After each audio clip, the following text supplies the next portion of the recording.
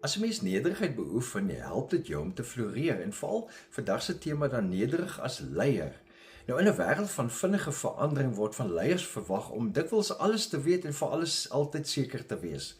Maar ware leierskap is die moed om te erken, ek weet nie.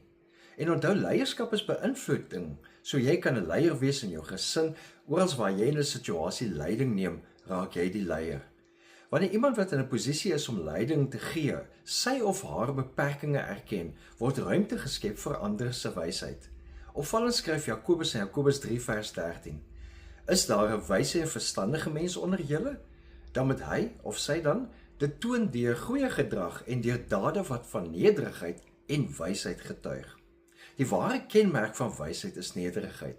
Vir Jakobus is nederigheid die wysheid wat in aksie kom. 'n Wyse mens leef met sagmoedigheid, met selfbeheersing, met 'n diep besef van afhanklikheid van God. En positiewe sielkunde bevestig dit nogal. Die navorsing wys dat nederigheid sterk verbind is met beter verhoudings, met groter samewerking en gesonde spanfunksionering. June Tangney beskryf nederigheid as 'n realistiese selfinsig, 'n waardering vir ander se bydraes en 'n oopheid om te leer.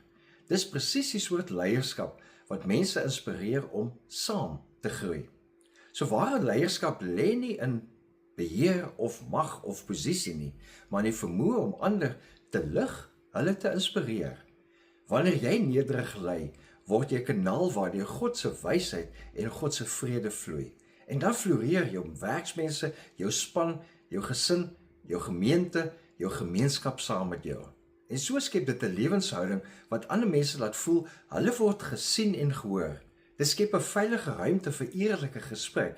Dit gee ruimte vir kreatiwiteit, omdat foute nie gevrees word nie. En so lei jy met die wysheid van God. Wees nederig, leef geïnspireerd.